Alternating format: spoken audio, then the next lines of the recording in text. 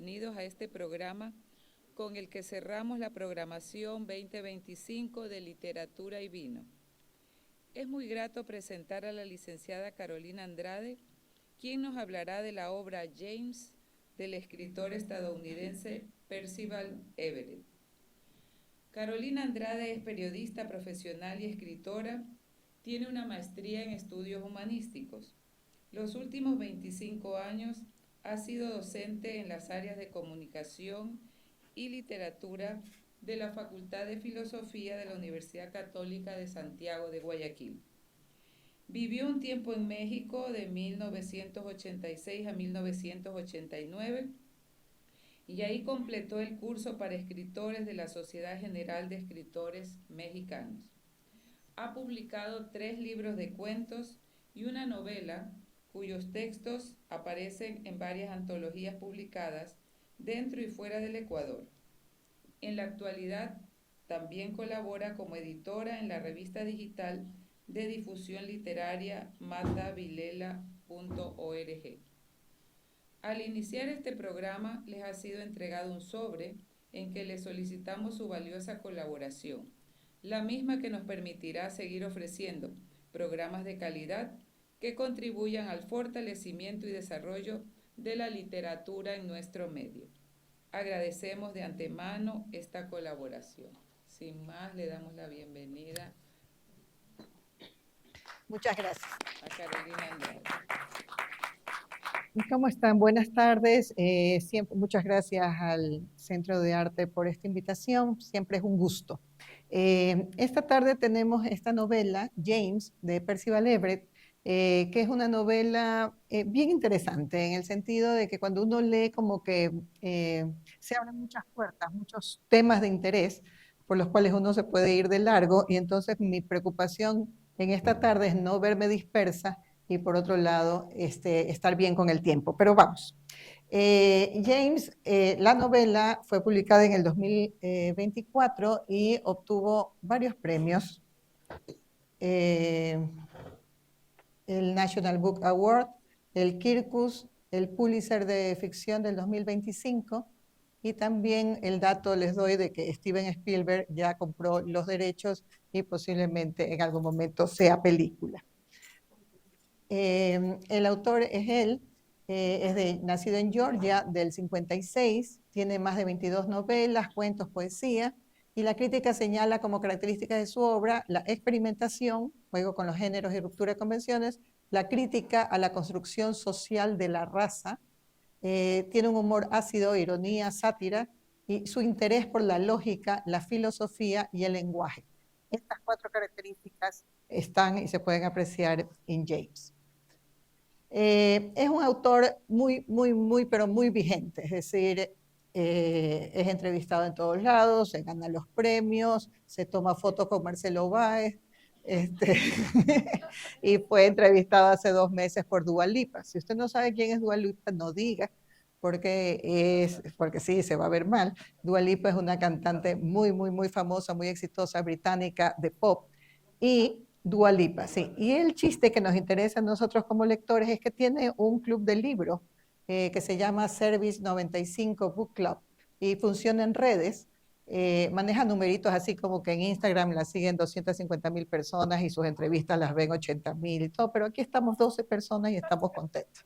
¿Ya? Ella entrevistó a Percival Everett en septiembre, en octubre entrevistó a Salai, el de Flesh, en noviembre entrevistó a Margaret Atwood, o sea, ese es de sus entrevistados, el nivel de sus entrevistados, y Percival Everett, insisto, estuvo recién en septiembre, es decir, esta es un autor y su obra están muy vigentes.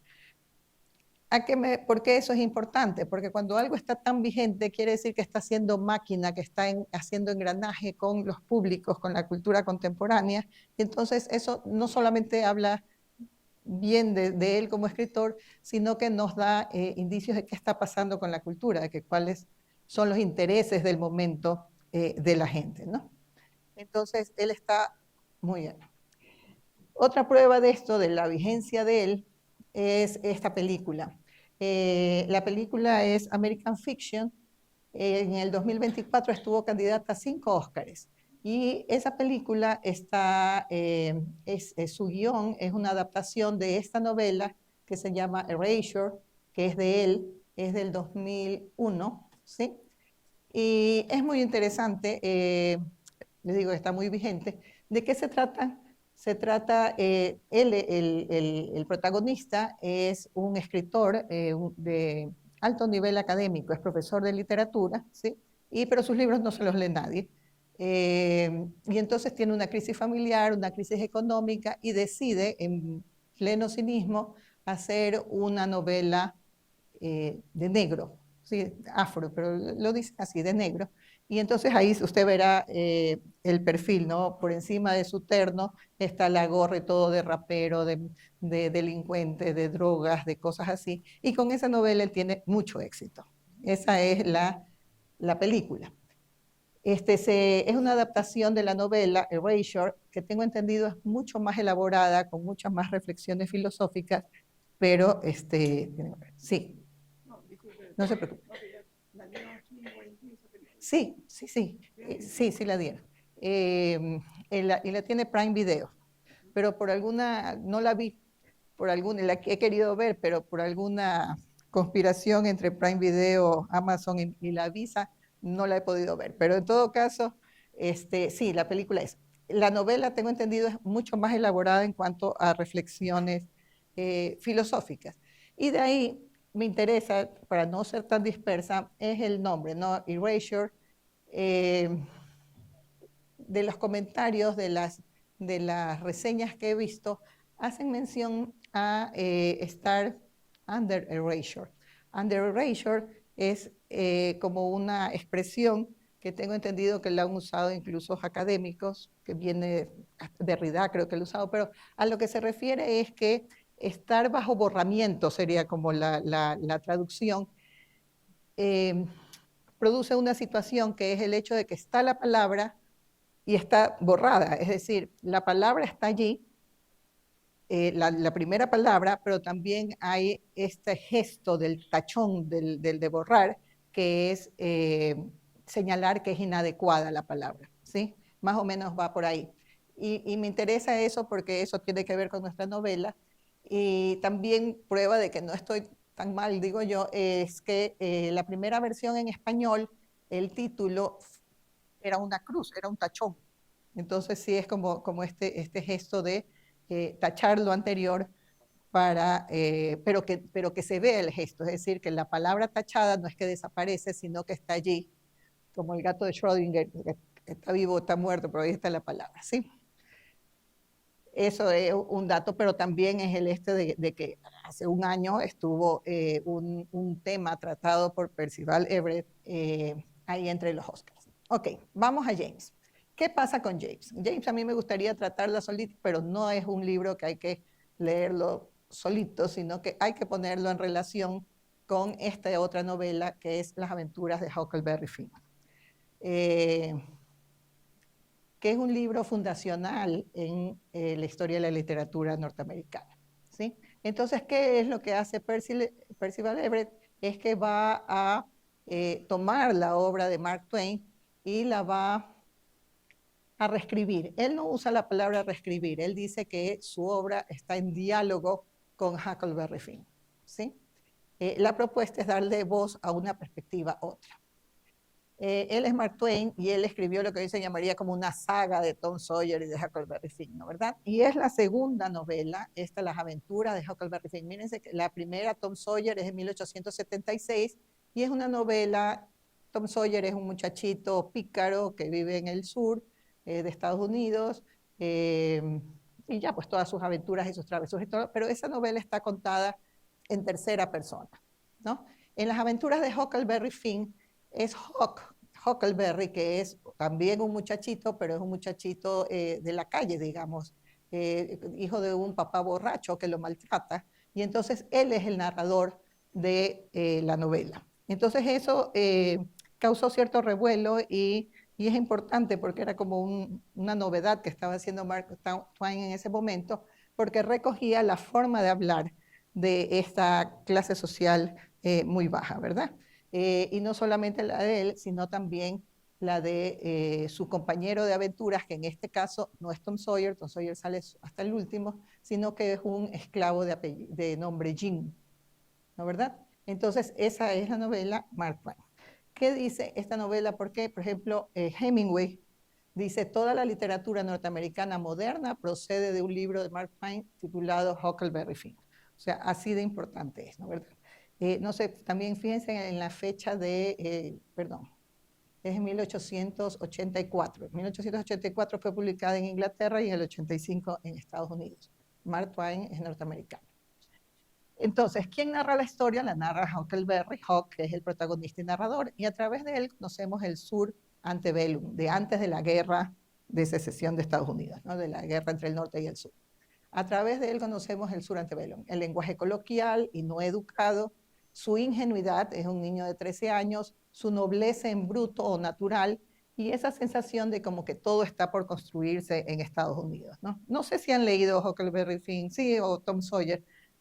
Yo chiquita, niña de colegio de monjas, la leí en mi casita en Urdesa y era como una sensación de libertad, ¿no? Estos muchachitos que andaban por todos lados, sometiéndose a situaciones complejas, pero siempre salían bien, ¿no? Al finalizar el libro, Huckleberry Finn es el narrador, él dice, si hubiera sabido lo complicado que es escribir un libro, ni lo habría intentado, no lo volveré a hacer. Supongo que tendré que irme hacia territorio indio antes que los otros, porque la tía Sally me quiere adoptar y civilizar y yo no lo aguanto, ya pasé por eso. Entonces es ese el tono, digamos, del libro. Ahora, este libro ha sido uno de los libros más cuestionados en bibliotecas y escuelas, con al menos 54 incidentes de prohibición o impugnación entre el 85 y el 2019. Cuando recién salió era por esto, porque la literatura, ¿cómo va a ser permitirse este lenguaje de baja clase social, ¿no? Pero luego, y ya en el siglo XX, cuando hay todos estos estudios de la literatura decolonial, etcétera, etcétera, el motivo era el uso de la palabra nigger, que la usan más de 200 veces, y presentar a los personajes afroamericanos como estereotipos. Es decir, siendo Mark Twain abolicionista, diciéndose en la novela a veces que estar en contra de la esclavitud, se le acusa por esto, por usar la palabra nigger y porque su personaje del esclavo, Jim, es muy estereotipado, es muy sencillo, supersticioso, un hombre manso, dicen por ahí, ¿no? Entonces, dadas estas cuestiones, se han sacado en este siglo, ya en el siglo XXI, algunas ediciones sanitizadas de Huckleberry Finn, que es esto, que es eliminar todos los niggers, toda la palabra nigger de la novela. Ya por ahí, pues, ni una vez, o decir, por ejemplo, que es, se dice half-breed, como media raza, al mulato, ¿ya? Entonces, pero breed es más para animales, entonces no, que half-blood, mejor. Entonces, esos cambios en estas versiones políticamente correctas sería esta, ¿no? Entonces, eso ha pasado con Huckleberry Finn, la de Mark Twain. Entonces, viene don Percival Everett y nos trae James. Yo estoy usando para mis citas esa edición de 344 páginas y traductor Javier Calvo, que es español. Entonces, yo creo que tiene unas limitaciones mi traducciones, pero bueno. Ok, ¿qué hay de coincidencias entre las dos novelas, entre Huckleberry Finn y entre James? La travesía por el Mississippi, viajan ellos en balsas de arriba para abajo, sigue esta onda de la aventura a través del Mississippi. El dúo Huck-Jim en muchos ratos están, especialmente en la primera parte, están juntos. Eso en Huckleberry Finn era muy alabada, la amistad que se logra entre Huckleberry y Jim. Luego está episodios similares en la primera parte. También hay el encuentro con los estafadores, las separaciones, reencuentros, malentendidos, etc. En la primera parte uno puede identificar claramente, son las mismas anécdotas, pasan las mismas cosas en uno y en otro libro. Y luego también el humor, que es especialmente también en la primera parte. El James tiene 3 partes, ¿no? En lugar 53 capítulos. La primera parte, parte tiene 32 capítulos. O sea, es bien desequilibrada, ¿no? La primera parte 32 y las otras partes 9 y 2. En esa primera parte es que es idéntico las anécdotas entre uno y otro libro, ¿sí? Y luego ya viene la segunda y la tercera parte en que James ya son cosas nuevas que no aparecen en Huckleberry Finn, y también el libro se va volviendo mucho más oscuro, diría yo. No sé si ese es el adjetivo correcto. También porque por las curiosidades. Eh,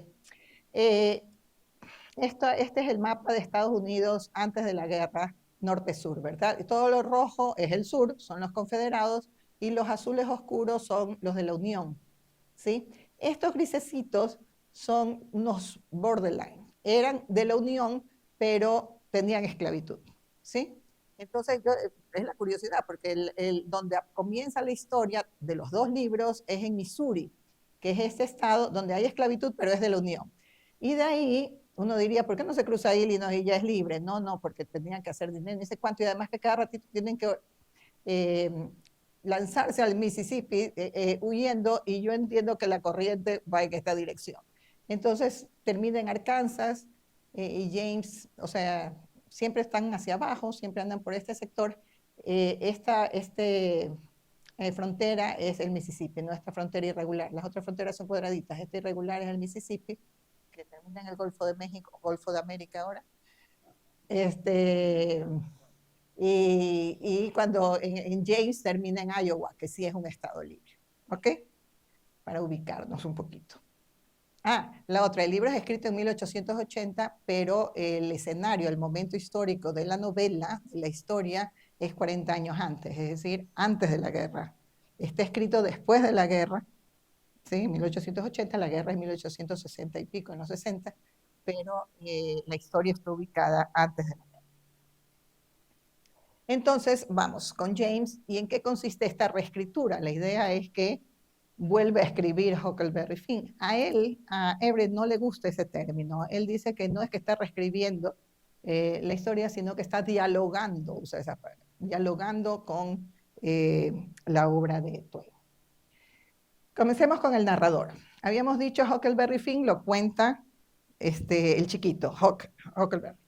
Acá en James, en Huckleberry Finn, Huck es el narrador y Jim aparece como figura secundaria, caricaturizable, sentimental y a veces cómica. Es este hombre sencillo, Jim, el esclavo.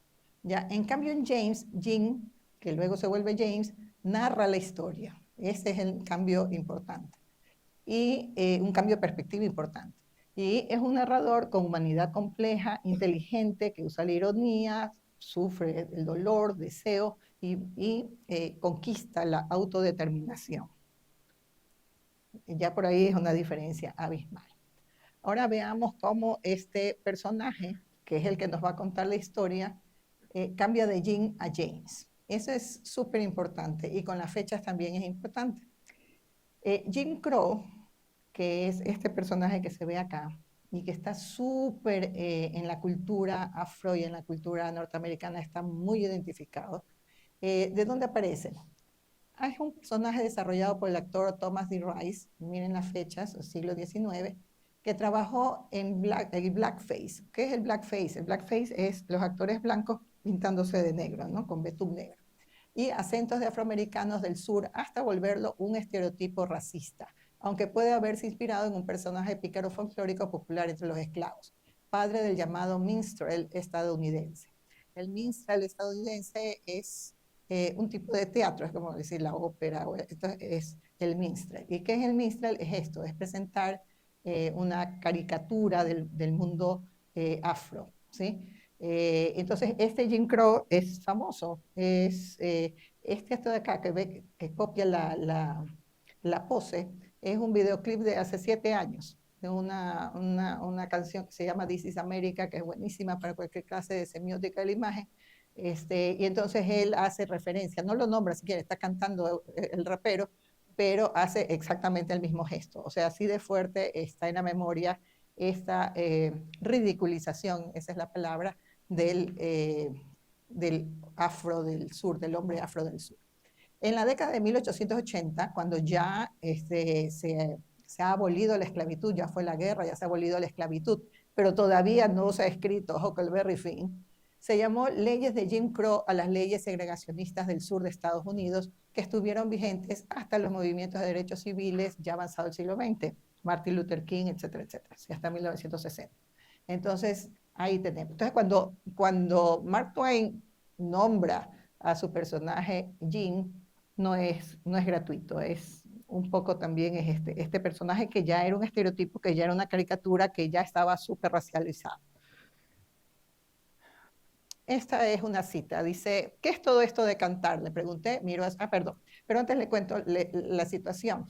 En su ida, ya en un momento que está separado de Hawk, Jim le descubren que canta bien y lo contratan. Y lo contratan en este Virginia Minstrels, que sí existió, fue una de las compañías de minstrels más importantes que hubo en Estados Unidos, hizo giras, etcétera, etcétera. Y el que dirige esto es este personaje que también es histórico, que se llama Daniel Decatur Emmet y que sale en la novela, ¿verdad? No sale en Huckleberry Finn, sale en James. Y entonces este tipo descubre supuestamente que James canta bien y lo contrata. Y entonces viene esta cosa surrealista de que James se pinta de negro para parecer blanco que está pintado de negro, ¿ya? Y canta y anda ahí con todo esto de aquí. Entonces, en ese contexto se da esta conversación. James es el que pregunta, ¿qué es todo esto de cantar? Miró a su alrededor. La nueva moda es que los blancos se pinten y se burlen de nosotros para entretenerse entre ellos. ¿Cantan nuestras canciones? Le pregunté. Algunas. También escriben canciones que creen que querríamos cantar. Es extraño, pero no es lo peor. Hasta bailan el cakewalk. Pero si es el baile que hacemos para burlarnos de ellos, dije. Sí, pero no lo pillan, no se enteran. Nunca se les ha ocurrido que quizás los consideremos varios diables. Ya les he dicho que yo me distraje mucho, me iba a investigar y entonces en YouTube pueden encontrar unos videos del Congreso norteamericano en que sale el cakewalk. El cakewalk, dicho y hecho, era un baile que están vestidos muy elegantes, estos blancos pintados de negro, más adelante, en verdad, afros, y que bailan ridículamente y era supuestamente en una fiesta que están muy elegantes y bailan y todo en busca del cake, que es la hora de ir a comer el cake con el champán, entonces, pero es muy burlón. Mal o bien, estos minstrels que ya vieron, duró todo el siglo XIX, se fueron de gira, los veían en el norte, tenían supuestamente mucho público, de alguna forma es la imagen del afro-sureño que un poco prevalecía, es decir, esta ridiculización. Y un poco esta gente no eran dueños de su propia narrativa, es decir, no estaban dichos por ellos, sino pues estaban dichos por los blancos pintados de negro. ¿Ya? Y eso es como que muy, muy fuerte. Jim huye porque de alguna forma también era una forma de esclavizarlo por deudas, también huye. Y cuando huye, se le roba un cuaderno a este señor Decatur Emmet y ahí aparecen y él escribe sobre ese cuaderno y aparecen unas canciones, por eso la novela comienza con unas letras de canciones que supuestamente son recuperadas de estos minstrels, ¿verdad? Él escribió Dixie y algunas canciones, eso es cierto, eso todo lo he averiguado, eso es cierto, y las canciones sí existen, las que están al principio del libro. Pensé que eran inventadas por Everett, pero no, esas canciones existen. Entonces, estábamos hablando del narrador que pasa de Jim a James. Hay un momento en el libro en que él dice, me llamo James, me gustaría poder contar mi historia con tanto sentido histórico como laboriosidad. Un hombre que sabe leer y escribir, un hombre que no quiere que su historia sea narrada por él mismo, sino escrita por él mismo. Gracias a mi lápiz me di existencia, me escribí a mí mismo en el presente. Entonces ya vemos que es una voz totalmente distinta del personaje Jim de Mark Twain. Ya este es James de Percival Everett, que está hablando con autodeterminación y ha desracializado su nombre. Ya no es ese Jim que hace referencia al Jim Crow ni a la ridiculización, sino que es James. Ahí está el cambio de nombre. Ok, sobre el lenguaje, y ya Everett, porque he visto algunas entrevistas de él, dice, en el lenguaje y en la posesión del lenguaje reside un gran poder y reside también un camino hacia cualquier forma de libertad que podamos tener. Entonces ahí está como un poco la ética que sostiene este cambio de Jim and James. ¿Qué otra cosa es nueva? Es parte de esa reescritura que hace James con respecto a la obra de Mark Twain, es el lenguaje. Entonces, lo puse así, ¿no? La palabra N, de N-word, porque así la ponen, creo que hasta ChatGPT me dice, no puede decir nigger, ya es como que está prohibido decir nigger. Entonces dicen, en todos los artículos dicen de N-word, que no se debe decir, que no se debe pronunciar. Entonces, ¿qué dice el autor? Dice, era una palabra común en aquel entonces. No incluirla en el texto, es decir, hacer lo que alguien intentó hacer, volver a publicar Huck Finn, sustituyendo esa palabra particular y desafortunada por esclavo, es intentar limpiar la historia estadounidense. La palabra pertenece allí porque estuvo allí. Es decir, Percy Everett no está de acuerdo con esas historias sanitizadas que no quieren no poner la palabra, y dice, no, porque si la quitamos, estamos limpiando la historia estadounidense, va a parecer que no hubo ese maltrato hacia la raza. Bueno, entonces, toda la obra de James es una reflexión sobre el lenguaje. En Mark Twain, Jim habla en dialecto estereotipado, ese es el minstrel speech, parte del racismo imperante en el momento histórico que recrea. En James domina el lenguaje, la lógica y la ironía. Él maneja un perfecto inglés porque sabe leer, porque sabe escribir.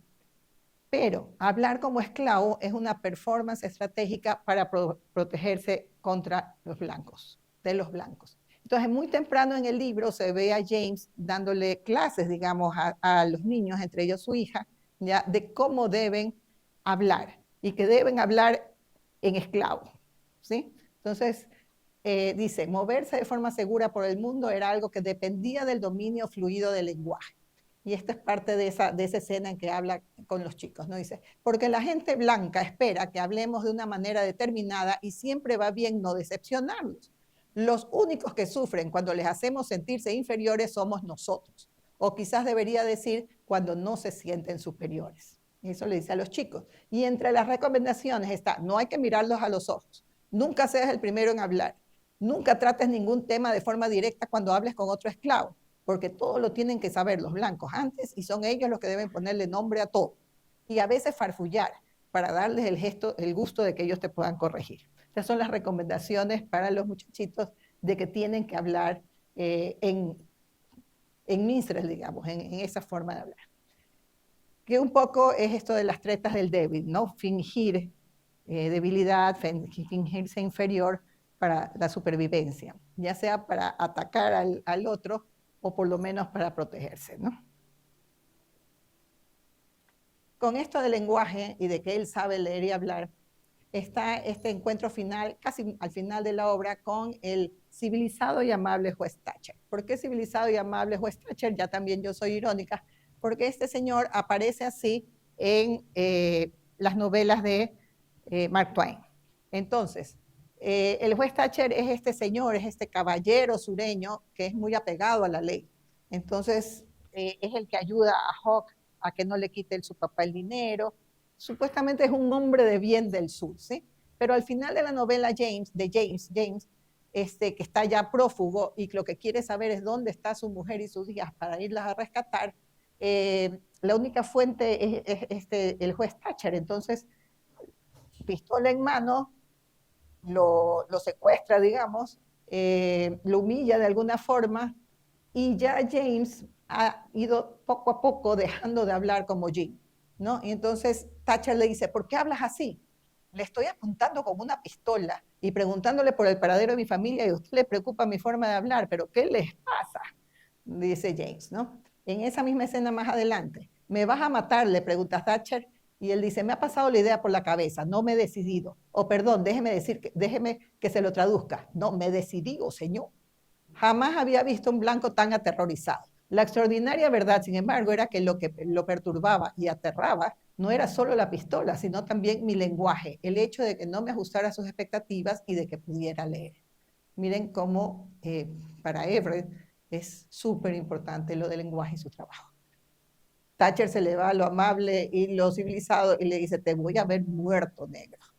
No lo dudo, le contesta James. Entonces, se desnuda. Un poco también, es decir, eso lo repite también en sus entrevistas Everett, que no es solo el que lucha, sino también el que acepta la situación de esclavitud, que también tiene un poco culpa. Entonces, desnuden un poco a Thatcher.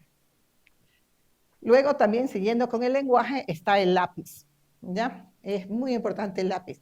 James consigue un lápiz, se lo da a otro esclavo que se lo roba a su patrón. Y ahí ese otro esclavo, que es el que le va a conseguir el lápiz, dice, ¿y sabes escribir? Si sabes escribir necesitas un lápiz, ya me gustaría a mí saber. ¿Qué vas a decir, Jim? No lo sé. Cuenta tu historia, dijo. ¿Qué quieres decir, joven George? ¿Que cuente mi historia? ¿Cómo sugieres que la cuente? Se miró los pies, yo hice lo mismo, iba descalzo y los dedos de los pies agarraban la hierba húmeda, me miró a la cara. Usa los oídos, dijo. ¿Cómo? Cuenta la historia con los oídos, escucha. Es un poco de que da testimonio de lo que estás viendo. Este chico, joven George, esclavo, roba ese lápiz y cuando lo descubren, lo castigan y muere en el castigo. Entonces, que James tenga un lápiz le costó la vida a un amigo, ¿no es verdad? Y luego él anda con su lápiz en todo el tiempo y comienza a escribir. Dice, me metí la mano en el bolsillo, saqué el lápiz y se lo enseñé a Pascua.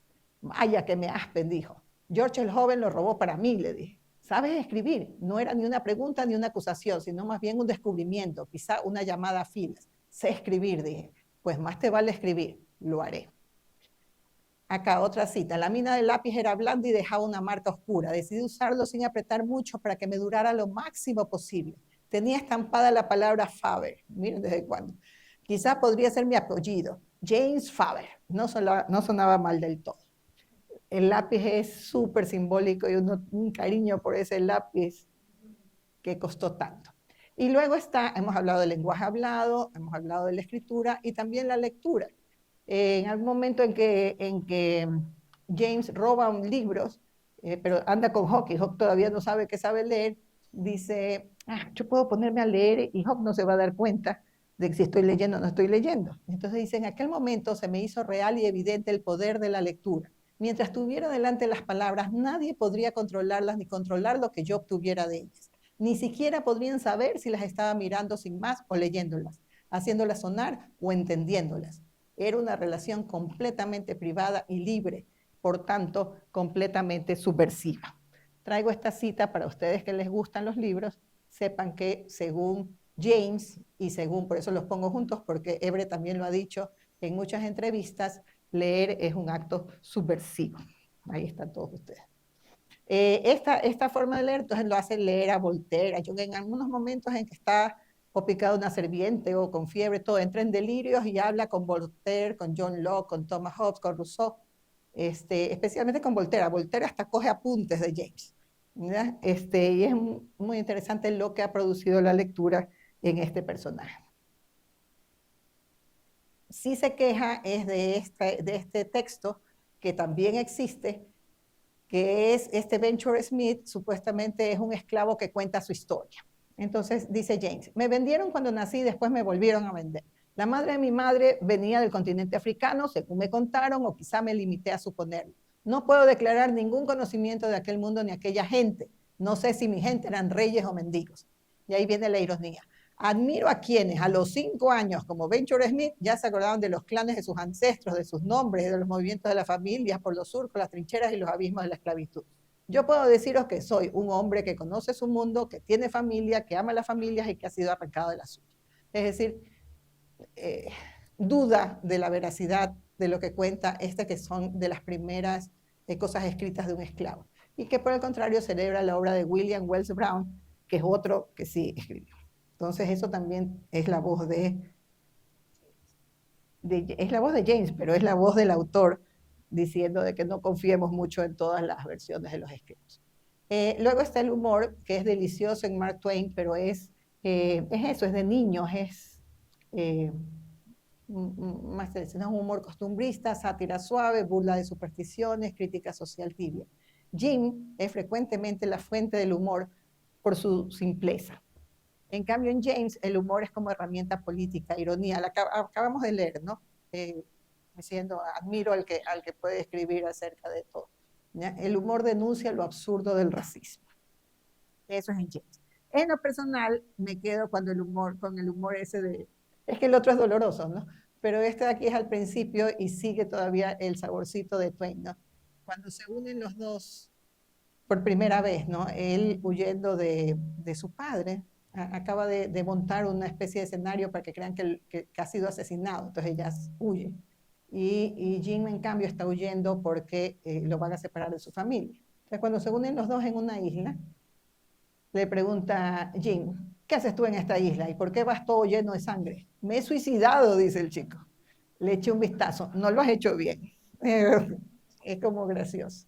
Y luego también en esos mismos momentos dice, yo un fugitivo y tú un chaval muerto. Ahí es que yo digo que mi traducción, qué terrible, lo de chaval, pero es españolazo el traductor. ¿Ya? Yo un fugitivo y tú un chaval muerto. Sabes que van a pensar que he sido yo quien te ha matado, ¿no? Entonces dice, nunca pensé que te metería en líos. ¿Por qué me ibas a querer matar? Eso no les importa a los blancos. No me gustan los blancos, dijo. ¿Y eso que soy uno? Sí se te ve blanco, sí. Eso le dice el otro. Ese humor me llama. Estas láminas son originarias del libro del 84. Otra cosa que presenta James es la relación de Huck y James. Ya habíamos dicho que en Huckleberry Finn la amistad que logra este chico con su acompañante, que es un esclavo que está huyendo, es muy rescatable, es lo que siempre se ha dicho. Pero este libro, James no lo trata así. Parte de la relación es que Huck, como es este chico en bruto, cuando se da cuenta de las injusticias que significa la esclavitud, no le gusta, se siente incómodo. Dice, me alegro de que no te murieras, dijo Huck. Yo también estoy bastante contento de eso, me quedé mirando el fuego. Morírsete pues estropea la fiesta. ¿Ya? Luego dice, primero pediría aventuras. Están elucubrando acerca de qué harían si se encontraran con un genio de la lámpara. Dice, primero pediría aventuras, sonrió de oreja a oreja. Huck, ¿no? Ya luego pediría que fueras libre como yo. Gracias. Pues claro, bueno, desearía que fueran libres todos los esclavos. Asentí con la cabeza. ¿No tienen derecho todos los hombres a ser libres? Preguntó Huck. ¿Sí? Entonces todo es... Y entonces, eso durante mucho de su vida, Huckleberry tiene que hacerse, este muchachito de la calle, por seguridad tiene que decir que es el dueño de Jim, porque si no, Jim sería un prófugo y lo podrían estar matando. Entonces le preguntan, entonces, ¿es tu esclavo? Preguntó el duque. Huck me miró y le dirigí un pequeño asentimiento con la cabeza. Supongo, debe serlo, dijo el chico. Noté que decirlo le causaba dolor e incomodidad. Es decir, hay una relación bonita, similar a Huckleberry Finn, hasta que nos pegan una patada en el tablero, que es con la revelación. Hay un momento en que hay un naufragio y James tiene que salvar a su amigo o a Huck, y salva a Huck. Entonces, ¿por qué me ha salvado a mí y no a él? Preguntó Huck. Pues porque sí, no podía salvar a los dos. Pero ¿por qué a mí, Jim? Quizás porque estaba cansado de la voz de esclavo, quizás porque me odiaba a mí mismo por haber perdido a un amigo, quizás porque me estaba quemando por dentro la mentira. Por todas esas razones dijo, porque Huck, y espero que oigas esto sin pensar que estoy loco ni bromeando, eres mi hijo. No sé qué pasó. James es el papá de Huck. ¿Ya? Y suena así como a Star Wars o a novela venezolana de las 3 de la tarde y todo. Pero, esa es la cosa. No, pues esto está feo, este cambio. Pero no termina molestando y hay que preguntarse por qué lo pone. ¿Por qué razón? Por ejemplo, las reacciones, ¿no? Dice Huck, entonces soy negro. Puede ser lo que tú quieras, le dije. Soy esclavo. ¿A quién le importa lo que diga la ley que eres? Le dice. Y luego, lo que uno cree, dice James, lo que uno crea no tiene nada que ver con la verdad. Puedes creer lo que quieras. Puedes creer que te estoy mintiendo e ir por el mundo como un chico blanco. Puedes creer que estoy contándote la verdad y aún así ir por el mundo como un chico blanco. Da igual una cosa que la otra. Después de esta super revelación, no hay mayor cosa, es decir, no hay ningún momento que quieran estar juntos. Para James, él está buscando su familia, y su familia es su mujer y su hija, que son esclavas y que están por ahí. Su familia no es Huck. Y para Huck tampoco nunca se plantea mucho la cosa. Entonces, ¿para qué pone ese dato? Entonces, a mí me suena a que si está reescribiendo algo, ¿no? el erasure, si va a haber un futuro, una cosa, no se va a saber qué sea lo que sea Hawk, ni qué es lo que vaya a hacer Tom Sawyer, son los gringuitos que van a hacer Estados Unidos más adelante, un poco así, ¿no? Entonces, pero un poco está diciendo, lo que sea que hagan, yo soy tu padre, es decir, no se pueden explicar ustedes sin mi existencia. Más o menos eso es mi interpretación de por qué pone esta cosa que es tan fuerte y que no pasa mucho, ¿sí? Pero me parece eso, de que es estos jóvenes, lo que sea que vayan a hacer con ese Estados Unidos que todavía está por escribirse, no se puede explicar sin mí. Yo soy el padre, un poco eso, ¿no? Es mi interpretación, pero ya me dirán ustedes si tienen otra o si me aceptan a mí. Luego está el camino a la libertad. Había dicho en la primera parte, esos 30 y pico de capítulos, es súper parecido a los dos libros, ¿ok? Y que a partir de eso, segunda parte y la tercera parte, ya se separa de la novela original de Huckleberry Finn y James pierde ese humor, se vuelve mucho más oscuro. Ese camino a la libertad que es James es un camino desagradable y es un camino que tiene un costo moral, es un camino, ahí ya también comienzan a aparecer episodios de violencia terribles, estos azotes horribles, violaciones, y James mata 2 veces, ¿sí? Hay uno que lo estrangula con sus manos, ¿no? Porque es el que estaba violando a una niña y él lo vio.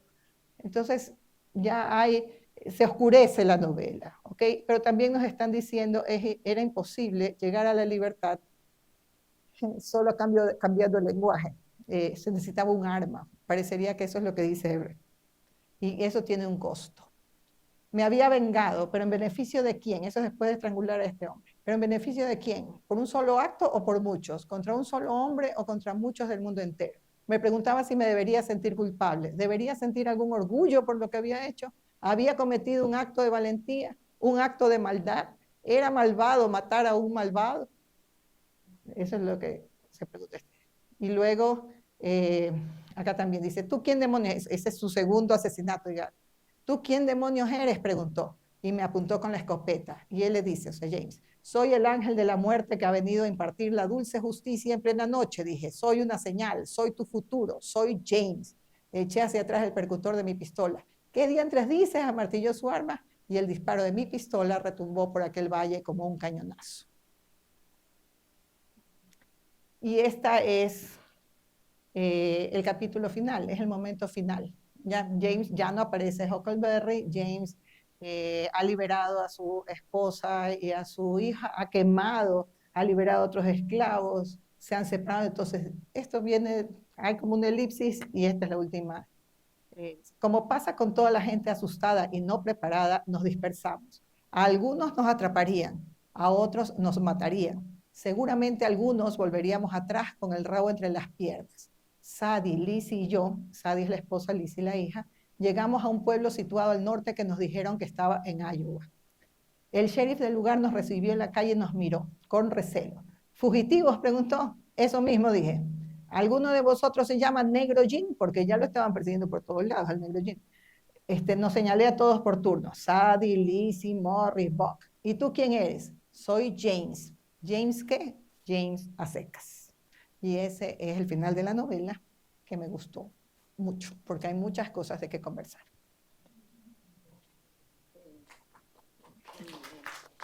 Yo no lo escribí. No sé si algún comentario, alguna preguntita por ahí.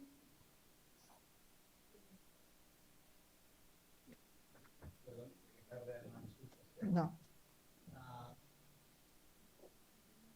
Yo, digamos que te entiendo y aplaudo el análisis, porque además este autor me parece tremendamente atrevido, digamos, en el buen sentido de la palabra. Tiene mucho coraje, atreverse como a meterse con Mark Twain, a meterse con Huckleberry Finn. Es decir, se necesita mucha polenta para atreverse a hacer eso. Uh-huh. Y yo aplaudo y gracias por mostrarnos lo que... A mí este tipo de novelas y este tipo de ensayos me parecen realmente son como grandes novelas históricas que retratan un siglo y una sociedad, pero a través de la ficción y la novela. Yo no he leído el libro, estoy súper animado a leerlo. Intenté leer hace poco otra vez cosas de Mark Twain y me dio pereza. No lo disfruté tanto como cuando estaba niño y joven. No sé si es que ya perdí el espíritu de la niñez y la juventud, pero no me gustó tanto. Pero tal vez a lo que iba es que gracias por mostrarnos este análisis. Me parece de un tamaño reescribir, por lo que te digo, es que reescribe una sociedad durante un siglo. Y esto a mí me parece del tamaño de no sé, de Víctor Hugo, porque son escritores que se atreven a usar la novela, o Tolstoy, para describir una sociedad a lo largo de un periodo de tiempo tan grande. Esto no es solamente una novela sobre el racismo del sur de los Estados Unidos, segregacionismo, para mí es una radiografía espectacular de una sociedad en un siglo. Entonces, gracias por mostrárnoslo. Yo me voy sumamente impresionado y además tu análisis muy divertido. Muchas gracias. Sí, es importante ahí lo que él dice, que es un diálogo, ¿no?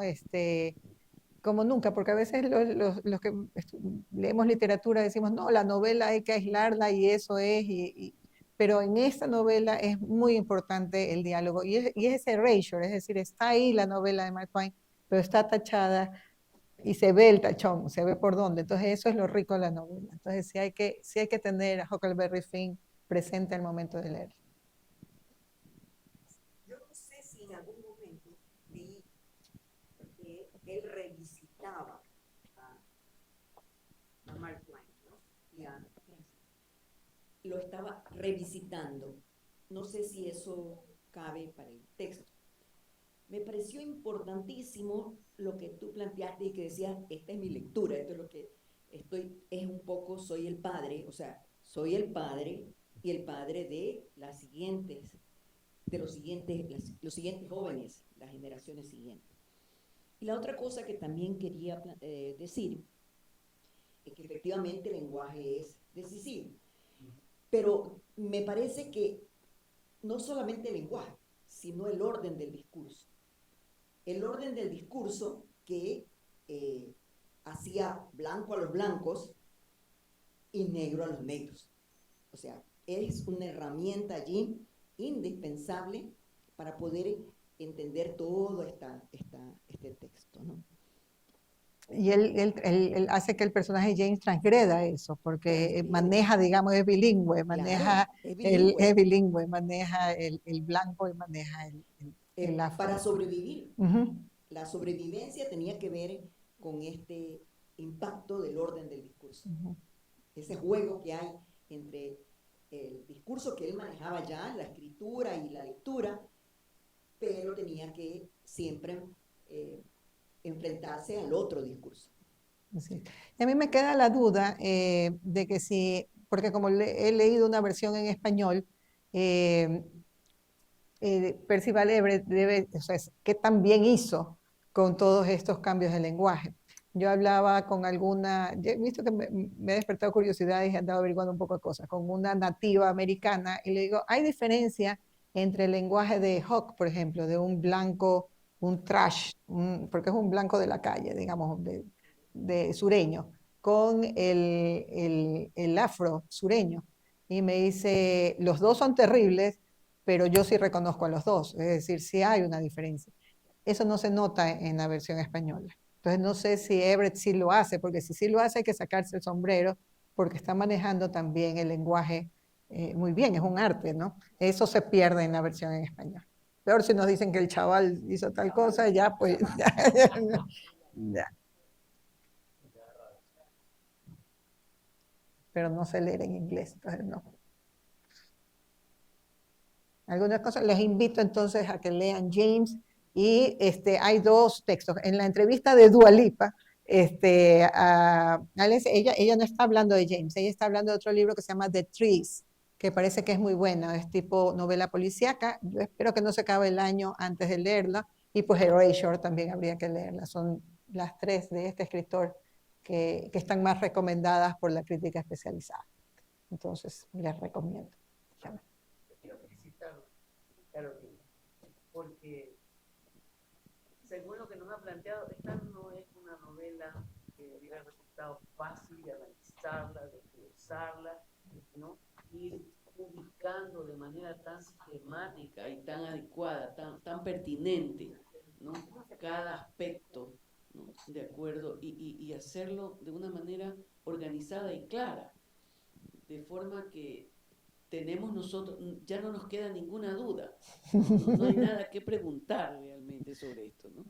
He tenido muy buenas maestras, Cecilia. Así es que eso, quería felicitarle, excelente la exposición. Gracias, Cecilia.